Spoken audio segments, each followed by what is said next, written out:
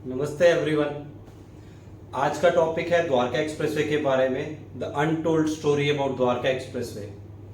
Dwarka expressway पे ऐसा बहुत कुछ है जो इसके बारे में आपको ना कोई बताने वाला है ना कोई बताता है, because everyone is just trying to sell their product, चाहे वो ब्रोकर हो चाहे वो बिल्डर हो। बट जो ग्राउंड लेवल फैक्ट्स हैं उसके बारे में आपको जानकारी है, किसी को थोड़ी है किसी को ज़्यादा है, तो उसी के बारे में हम डिस्कस करेंगे आज द्वारका एक्सप्रेसवे का। कि ऐसा द्वारका एक्सप्रेसवे पे कैसी ऐसे कौन कौन से प्रोडक्ट्स हैं या कौन से ऐसे सेक्टर्स हैं जिसको हमें बाय करने से अवॉइड करना चाहिए। इनफैक्ट जो लोग ले चुके हैं उनके लिए तो ठीक है, वो अपना डिसीजन ले चुके हैं, बट अभी जो लोग प्लान कर रहे हैं द्वारका एक्सप्रेसवे पे बाय करने के लिए, उनके लिए ये मैसेज बहुत इंपॉर्टेंट है। और मे बी अगर इस पे आप वर्किंग करेंगे, इस पे आप ग्राउंड लेवल पे जाके सर्वे करेंगे, तो कहीं ना कहीं मेरी बातों से आप रिलेट कर पाएंगे जो मैं कहना चाह रहा हूं इस वीडियो के माध्यम से।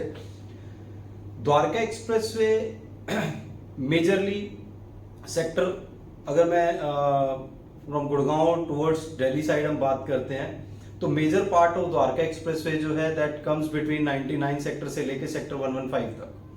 सो वहीं पे उन्हीं उन्हीं उन्हीं के कुछ सेक्टर्स की हम बात करेंगे, उन सेक्टर्स में आने वाले कुछ प्रोजेक्ट्स के बारे में बात करेंगे।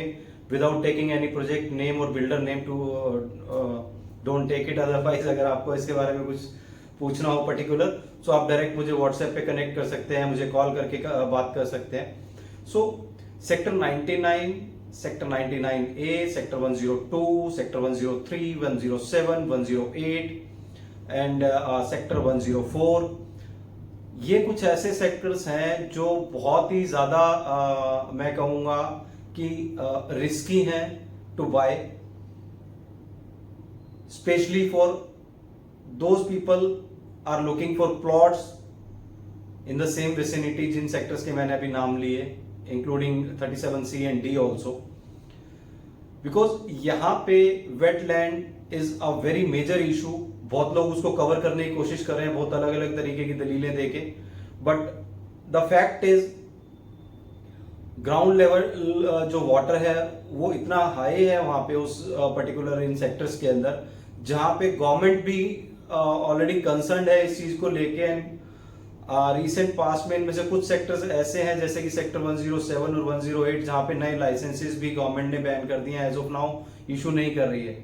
और उन्हीं वेसिनिटी सेक्टर्स के अंदर कुछ प्रोजेक्ट्स ऐसे हैं जिसमें गवर्नमेंट ने स्ट्रक्चरल ऑडिट के लिए ऑलरेडी एजेंसीज को हायर कर लिया है, जिस उनकी ऑडिट के बारे में पीछे कुछ एक लिस्ट भी आई थी न्यूज़पेपर में, सोशल मीडिया पे भी आपने शायद देखा होगा आप में से कुछ लोगों ने।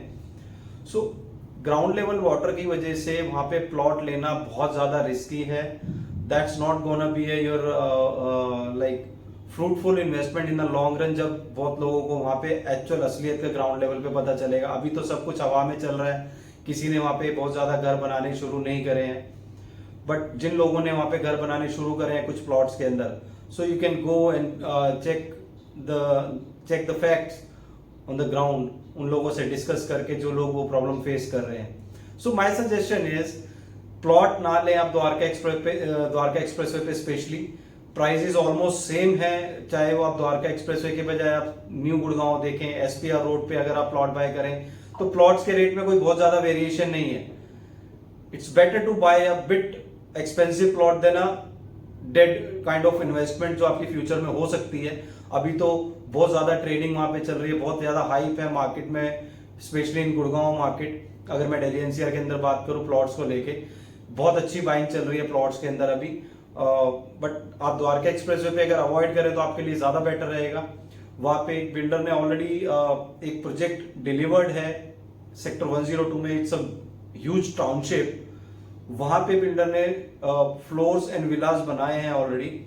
सो उनकी बेसमेंट में ग्राउंड से पानी निकल के, दीवारों में से निकल के, नीचे फर्श में से निकल के बेसमेंट में पानी भर जाता है वहां पे, एंड बिल्डर उसको ट्रीट कर रहा है through the rubber bullets. Rubber bullets I suppose आप समझते होंगे, रबर बुलेट्स एक बेसिकली अगर सपोज कहीं से पानी लीक हो रहा है किसी दीवार में से, तो उसमें रबर बुलेट को इंसर्ट किया जाता है और रबर बुलेट अंदर जाके वो ऐसे फैल जाती है, जिससे कि पानी का फ्लो आना बंद हो जाता है अंदर की तरफ।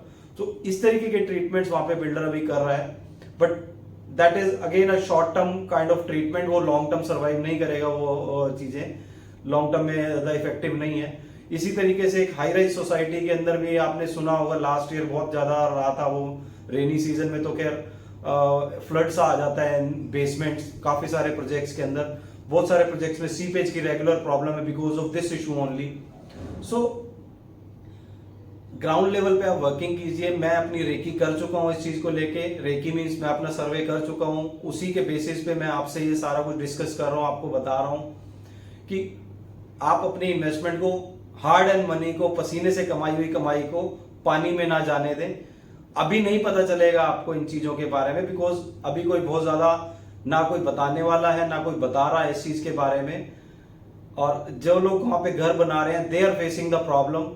बेसमेंट तो आप भूल जाओ कि आप बना पाओगे। अगर आपको कल को बनाना भी पड़ेगा तो ग्राउंड लेवल से 4-5 फीट ऊपर उठा के आपको अपना प्लॉट के ऊपर घर बनाना पड़ेगा। या अगर बिल्डर फ्लोर भी कोई लोग जो प्लान कर रहे हैं बनाने का, वहां पे बिल्डर का तो क्या है कि अरे वो अपना बनाएगा, बेचेगा और निकल जाएगा, बट जो वहां पे लोग रहेंगे एंड यूजर, वो लोग इस चीज को फेस करेंगे। उन लोगों के लिए ये बहुत मेजर प्रॉब्लम है। तो जो लोग प्लॉट बाय करना चाह रहे हैं अभी, please avoid on Dwarka expressway.